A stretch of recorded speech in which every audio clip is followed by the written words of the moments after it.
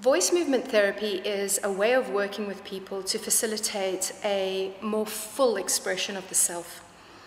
It's a modality which integrates the voice and the body for freedom, for liberating, and for reclaiming what is ours, reclaiming our place in the world and reclaiming the voice.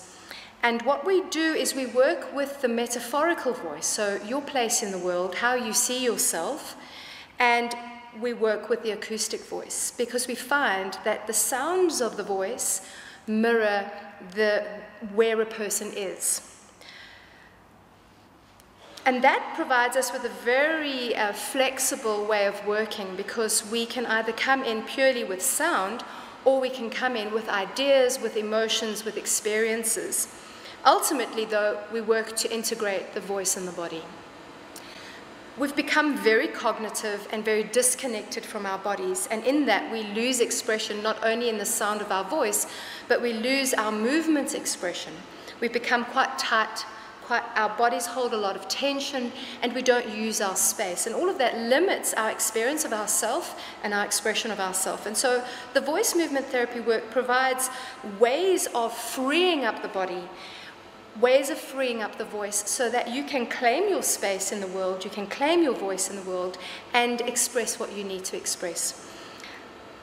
What happens is as we get older and as we encounter other people, other circumstances, we are silenced, either by a person or a circumstance, or we actually choose silence because it's safer.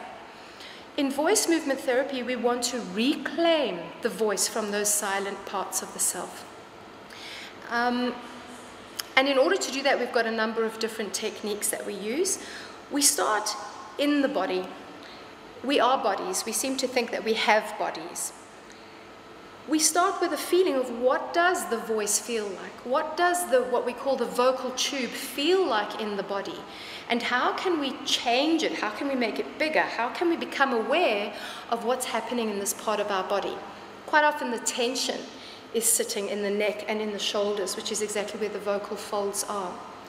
So I'll show you a little technique, a little demonstration of one of the things that we use to help people to free up their throat, free up their neck, their shoulders, and open up the voice. And we call these the three configurations. We work with the idea of flute, which is a thin, narrow tube, clarinet, which is wider and longer, and saxophone, which is the widest. You can open your vocal tube. And so we work through a sequence of movements which enable the vocal tube to lengthen and dilate so that we can find space and release in the vocal cords. So, for example, something to the effect of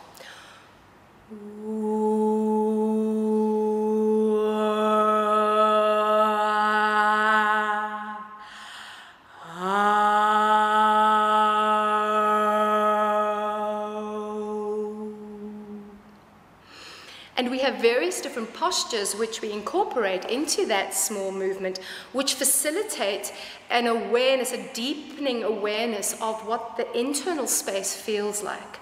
Once we have a connection with that, we can start changing the voice, we can start opening up the voice. That's really one of the foundations, one of the starting places when it comes to voice movement therapy. Another one is breath. We don't breathe in a very expansive way.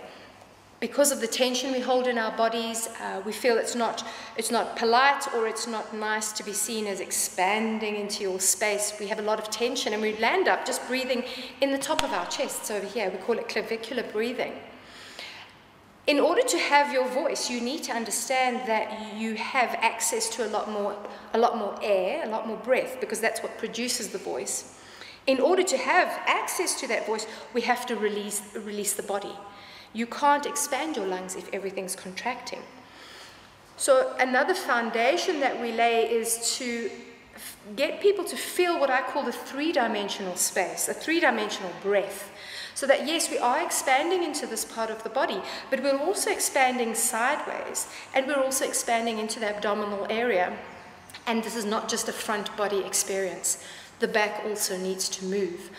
That's why it's called a three-dimensional breath. So instead of just breathing very, very shallowly up here, and you can see some people might even get much more tense when you tell them to take a deep breath in, we've got to release the shoulders, we've got to open up the chest to expand this way and backwards. We work into the thoracic area so that we get expansion sideways and forwards and backwards in this part of the body. So for example, and then we also facilitate an opening up of the lower abdomen over here and the back as well. And so you can see that when I breathe in, my tummy actually relaxes so that my lungs can fill up, for example. And exhale. And those three areas are, it's often hard for people to expand into all three areas, but it's really important when it comes to voice work. Specifically, the abdominal area and the thoracic area, which need to support your diaphragm so that your voice can come out, so that the breath can come out. So those are really the very basic exercises that we always start with, is where's the person's breath today? How can I help that person to expand their breath so that they can support their voice? And secondly, what is happening in the vocal tube? Is it very tight and constricted? How can I help the client to relax this area of their body, open up the vocal tube and lengthen the vocal tube so that they can have more vocal variety?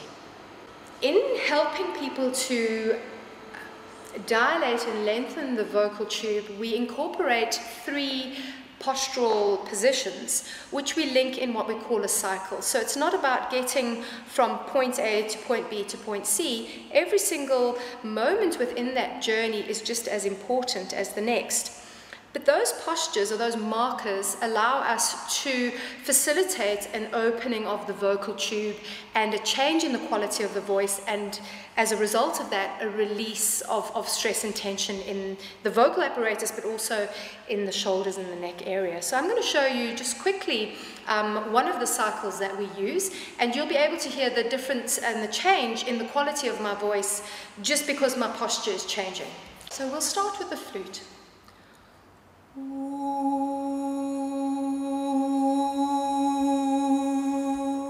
As you can see, it's a very vertical space.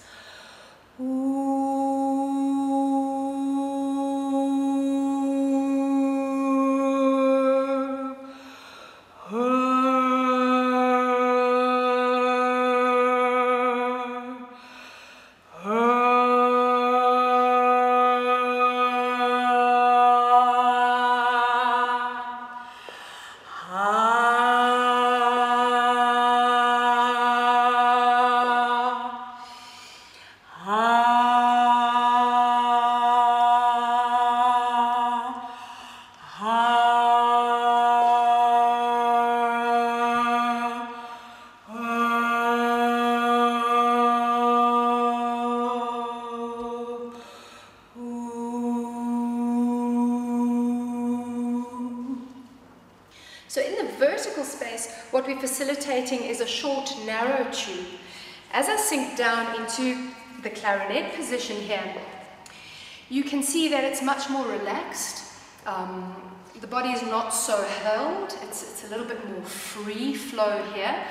This changes your breath. Your throat is opening up, and it feels like the sound is coming from here, from about your solar plexus area, whereas the flute feels very much like it comes from the clavicular area. So the posture allows a dropping into your body and into yourself. Taking that further down into the saxophone position, which is on all fours, your relationship to gravity has changed.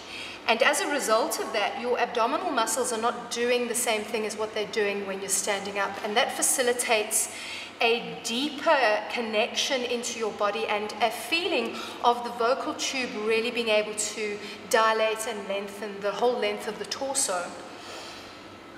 This position also facilitates a connection with your arms, which we often don't have when we are standing up. With gravity, I'm also allowing for my abdominals to relax a bit more, so my breath can be a bit deeper.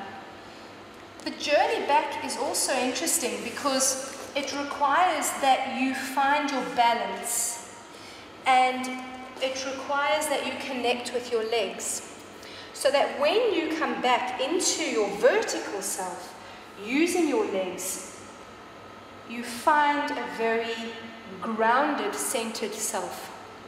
Helping people to find a familiar pathway back into the vertical is really useful for a number of different scenarios, and it's something that we continually come back to in the voice movement therapy. I think that a lot of people are finding that they're feeling lost because they don't have their voice and they don't know how to claim it back.